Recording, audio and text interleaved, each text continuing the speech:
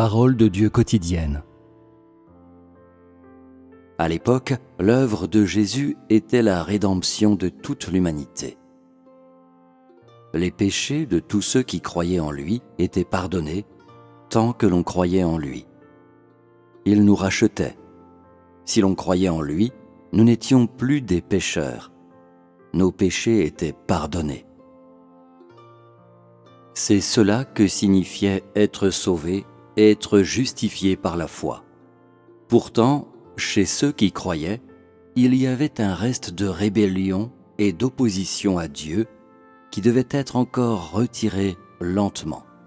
Le salut ne signifiait pas que l'homme avait été complètement gagné par Jésus, mais que l'homme n'appartenait plus au péché, que ses péchés avaient été pardonnés, à condition que l'on croie. On n'appartenait plus jamais au péché. En ce temps-là, une grande partie de l'œuvre que Jésus réalisait était incompréhensible pour ses disciples. Et il disait beaucoup de paroles que les gens ne comprenaient pas. En effet, il n'expliquait pas son œuvre et ses paroles en ce temps-là. Ainsi, plusieurs années après son départ, Matthieu a créé une généalogie pour Jésus.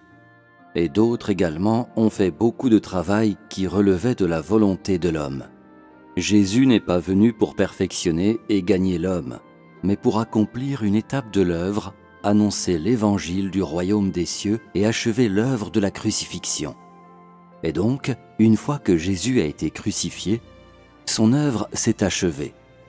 Mais au stade actuel, l'œuvre de la conquête, davantage de paroles doivent être prononcées. Plus de travail doit être fait. Et il doit y avoir de nombreux développements.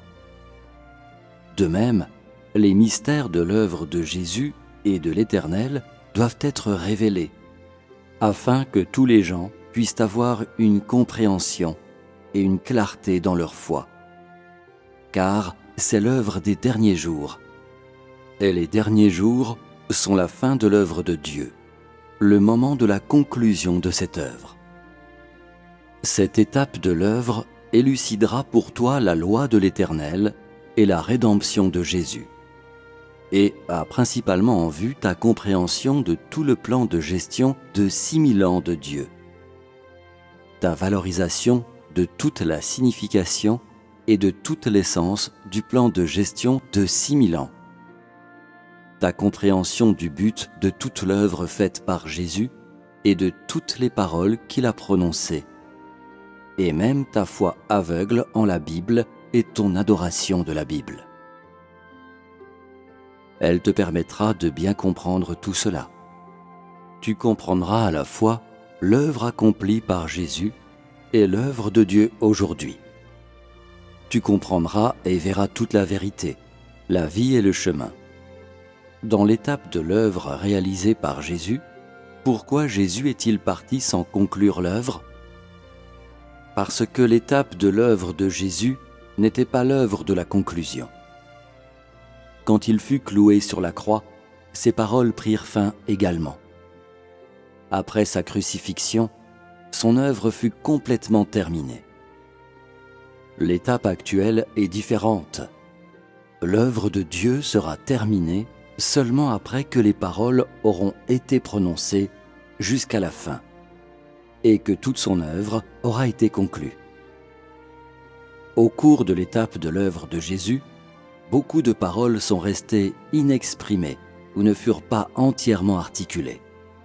Toutefois, Jésus ne se souciait pas de ce qu'il faisait ou ne disait pas, car son ministère n'était pas un ministère de paroles, et donc, après qu'il fut cloué sur la croix, il est parti.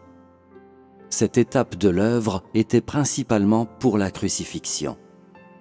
Elle n'est pas comme l'étape d'aujourd'hui. L'étape de l'œuvre aujourd'hui est principalement en vue de l'achèvement, de la clarification et de la conclusion de toute l'œuvre. Si les paroles ne sont pas toutes prononcées, il n'y aura aucun moyen de conclure cette œuvre, car dans cette étape de l'œuvre, tout le travail est achevé et accompli en utilisant des paroles. En ce temps-là, Jésus a fait beaucoup de travail qui était incompréhensible pour l'homme. Il est parti tranquillement, Et, aujourd'hui, il y a encore beaucoup de gens qui ne comprennent pas ces paroles. Des gens qui ont une compréhension erronée, mais qui croient toujours qu'elle est bonne et qui ne savent pas qu'ils sont dans l'erreur.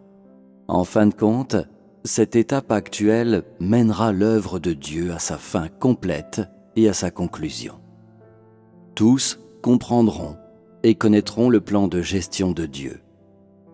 Les conceptions de l'homme, ses intentions, sa compréhension erronée, ses conceptions de l'œuvre de l'Éternel et de Jésus, ses perspectives sur les païens et ses autres déviances et erreurs seront corrigées.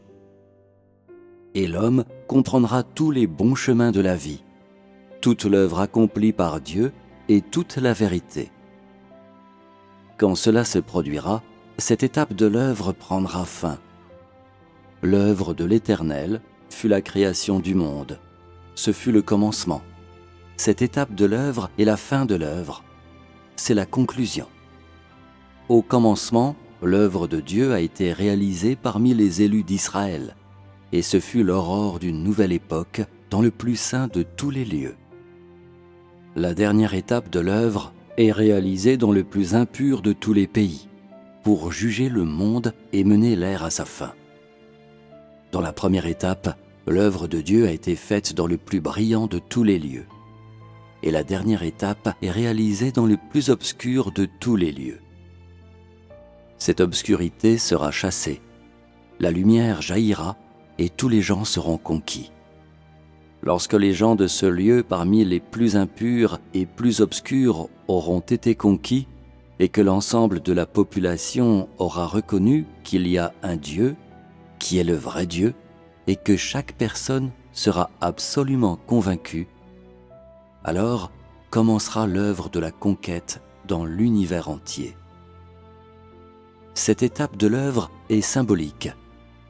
Une fois que l'œuvre de cette ère sera terminée, l'œuvre de gestion de 6000 ans arrivera à sa fin.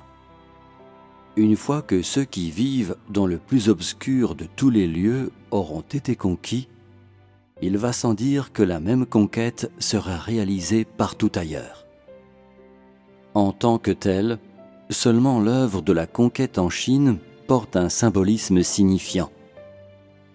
La Chine incarne toutes les forces des ténèbres, et le peuple de la Chine représente tous ceux qui sont de la chair, de Satan, de la chair et du sang. Ce sont les Chinois qui ont été les plus corrompus par le grand dragon rouge, qui ont la plus forte opposition à Dieu, dont l'humanité est très vile et impure. Et donc, ils sont l'archétype de toute l'humanité corrompue.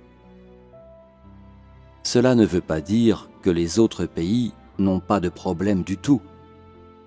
Les notions de l'homme sont toutes les mêmes, et, bien que les gens de ces pays puissent être d'un bon calibre, s'ils ne connaissent pas Dieu, alors ce doit être qu'ils s'y opposent. Pourquoi les Juifs se sont-ils également opposés à Dieu et l'ont-ils défié? Pourquoi les pharisiens se sont-ils opposés à lui? Pourquoi Judas a-t-il trahi Jésus? À l'époque, plusieurs des disciples ne connaissaient pas Jésus. Pourquoi, après que Jésus a été crucifié et qu'il est ressuscité, les gens n'ont-ils toujours pas cru en lui? La désobéissance de l'homme n'est-elle pas la même? Tout simplement, c'est que les gens de la Chine servent d'exemple, et quand ils seront conquis, ils deviendront des modèles et des spécimens et serviront de référence pour les autres. Pourquoi ai-je toujours dit que vous êtes un complément à mon plan de gestion? C'est dans le peuple de la Chine que la corruption, l'impureté, l'injustice, l'opposition et la rébellion se manifestent de la manière la plus complète et sont exposés dans des formes très variées. D'une part, ils sont de mauvais calibre, et d'autre part, leur vie et leur état d'esprit sont arriérés, et leurs habitudes, leur environnement social, leur famille de naissance, tous sont pauvres et les plus arriérés. Leur statut aussi est vil. Le travail dans ce lieu est symbolique, et après que ce travail d'essai aura été effectué dans sa totalité, l'œuvre ultérieure de Dieu ira beaucoup mieux. Si cette étape de l'œuvre peut être achevée, le succès de l'œuvre ultérieure est évident. Une fois que cette étape de l'œuvre aura été accomplie, un grand succès aura été pleinement atteint et l'œuvre de conquête dans l'univers entier sera achevée.